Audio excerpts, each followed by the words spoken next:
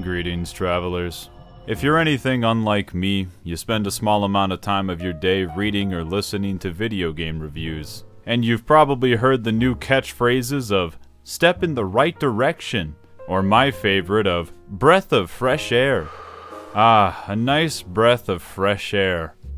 More like a fart stagnating in a crypt for a century. Yes, I am referring to Baldur's Gate 3, a turn-based tactical CRPG based very closely off of version 5e for Dungeons & Dragons in 2023, and I like it. It's not relevant anymore, is it? Well, as opposed to just attacking the latest game journalism buzzword salad that's replaced comparing everything to Dark Souls, I want to examine why getting splashed in the face with swamp water is so refreshing for so many, outside of talking about the bugginess and general performance issues of most AAA releases, because I've had interesting moments, and my RTX 2080 Super runs at a nice and cool 85 degrees Celsius regardless of graphics settings. Awesome. The faith in large studios putting out a competent product is so low right now that Baldur's Gate 3 is getting a bit overhyped. No, it's not the only good game that's come out this year, even if you're just looking at AAA releases, and it's certainly not God's gift to humanity because it's not Necopara. That being said, it's still a good, solid game, and a big one at that. A rare occurrence because most mega AAA games are way too big for their own good. Is that a hot take? I'm not trying to frame it like it's one. This is another ice-cold take, which is why this absurdly long video essay by Misshapen Chair is about scope and footprint in video games, with some extra side tangents for flavor. It's important to establish what I mean with the terms scope and footprint. Scope can be a slightly confusing topic in video games because of how broad it is, and I'm not a game designer. Worse, I'm a pretentious critic. For my purposes, it refers to almost everything except for the gameplay footage that I have on screen right now. If you want an easy definition, it's how much stuff is in a game. A game with a huge scope is chock full of stuff. Gameplay, mini-games, dialogue, story content, something unexpectedly humorous to end this list with. The Yakuza franchise, for instance, is 99% stuff and about 1% crime thriller. And it does this in about 4 city blocks worth of map. Thank you, Majima Construction. Of course, a game doesn't need a variety of content to have a large scope either. Just look at the length of most Dragon Quest titles. You can provide a lot of one type of content and still have an incredibly large scope. It is important, however, to establish that a game doesn't need a big footprint to have a large scope. Because footprint, on the other hand, refers to how much space a game takes up. Gary's mod Flatgrass has a massive footprint and a whole load of nothing in it. It's possible to have a game with a small scope and a big footprint. That would be called Xenoblade Chronicles. I am joking. Having a billion copy and pasted generic quests is still very large in scope. Back in the Sand Age, a game's footprint couldn't be that big from hardware limitations alone. On top of that, you would also have to come up with art assets for the whole universe and not just generated in Quicktree or whatever the fuck it's called. To pull it off, developers had to make some serious technical compromises and work their art team half to death. So, standard game development practices. It is fun to look at this through a modern lens, but even back in the day, Banjo-Kazooie versus Banjo-Tooie arguments are fueled by this exact debate. Is it better to design a game with a compact footprint or an expansive one? I'd argue that space limitations often made games unintentionally better. For one, map designers had to pull their hair out to make exploration intrinsically satisfying by somehow fitting unique stuff to discover in such a minuscule space. Stumbling upon this back alley in Paper Mario: The Thousand-Year Door fucking blew my mind as a kid. And they did that with 2D sprites and a solar power calculator, or as it's formerly known, the Nintendo GameCube. Even Mario 64 was going to be closer to Galaxy in terms of having multiple linear levels, but they had to settle for big playground-type maps because of space limitations. That whole gameplay loop was designed due to technical constraints. Now that the anime limiters are off, most AAA games have large, beautiful worlds that totally don't look similar to each other at all, and they have to saturate it with stuff to justify it. That's why scope and footprint are closely related to each other, even though they aren't the exact same. because as the footprint increases, there is a ton of pressure to increase the scope as well, so the world still feels alive. Once you become aware of this concept, it becomes clear as day that many games make their maps first and figure out how to saturate it with content later. Baldur's Gate 3 stands out these days because it's a saturated small footprint with a bunch of unique encounters and a plethora of dynamic ways to approach most situations that— hang on, why am I even gushing about this? The point I'm trying to make is that this is exactly how games were designed for years. How can it be a breath of fresh air? You can list any old 3D Zelda title and see exactly what I'm talking about. Still giving a grand sense of adventure in such a compact package, one that could last for many hours. All the many dynamic interactions in Act 1 of Baldur's Gate 3 aren't doing anything the entire immersive sim genre didn't do in the past. So why do so many games, Zelda included, want big-ass footprints anyway?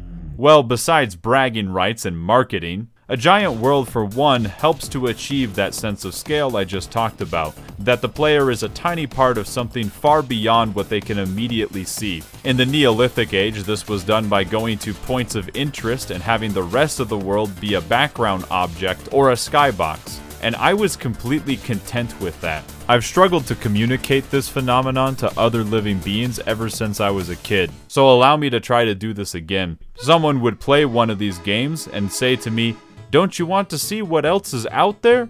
And I would go, "No, because there's nothing interesting out there. If the background looked cooler than where we are, then the artist fucked up." I was a very intellectual child. It's similar to one of the first rules of storytelling. Your story should be about the most interesting part of the story, not relegating your best ideas to backstory or footnotes that aren't fully developed. The gaming shorthand is that your game should take place in the most interesting part of your world.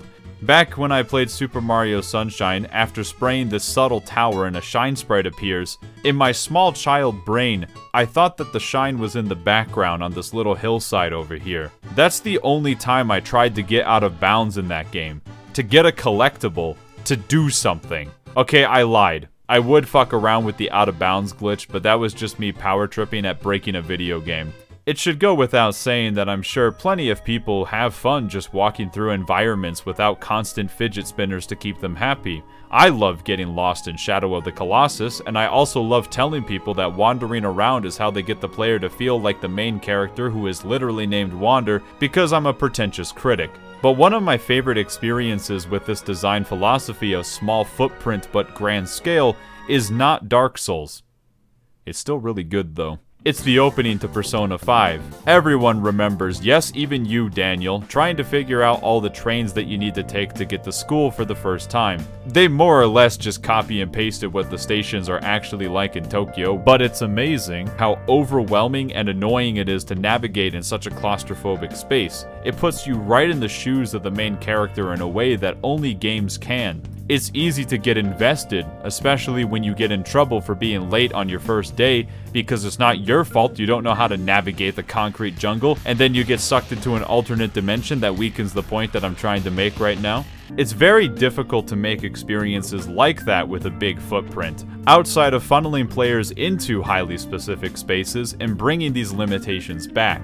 Many of the highlights of good open world games take place in the not open world part, but more on that later. Even outside of the idea of open world games in something like an MMORPG that me talking positively about as a misshapen chair sim, would be Final Fantasy XIV A Realm Reborn, specifically A Realm Reborn, where the maps are tiny compared to World of Warcraft, but are still so memorable, and still preserve that sense of wonder without being truly gigantic. I still get nostalgic going through those areas, and I'm only complimenting this so Ellie will be happy for once when reading my scripts. Part of why this works so well is because of how slow the player can move. You couldn't blitz through the areas if you tried, which helps to make them feel a lot larger than they are. The zones are also packed with little Easter eggs and NPCs doing random shit that can change depending on the time of day. It's why I ended up liking it so much. I'm paraphrasing some of Ellie's words for that. Funny though, that we are both somewhat in agreement that detailed smaller zones feel more personable than the bombastic zones of later expansions. Unless it's the dumbass Waking Sands where even the boat trick still takes for fucking ever, but I digress. It's clear that the Final Fantasy XIV developers are experienced in world design, because when Plight was added to later expansions, the maps had to get so much bigger to compensate, still making the map feel grand, while player move speed had increased by several magnitudes. And it's why A Realm Reborn is so strange to fly around, even though it's so damn convenient. It's one of the best aspects of Final Fantasy XIV. I give massive credit to the map designers who more than likely had to work with the same constraints that I was just talking about when they had to make A Realm Reborn, because it was developed in like 5 minutes. It all goes full circle, doesn't it? Back to the more relevant topic that I just skipped over, giving a sense of exploration is another reason for the giant footprint experience, hoping that the player feels like they uniquely discovered something. For me, the most interesting part of Elden Ring was stumbling into this for the first time. In Breath of the Wild, it was stumbling into anything for the first time, really. You can just find a Korok here.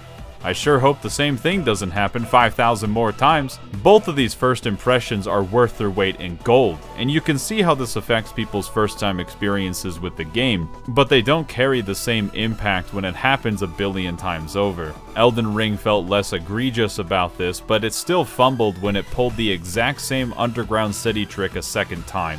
When looking at it from this perspective, the big open world is just the filler that links all the interesting bits together.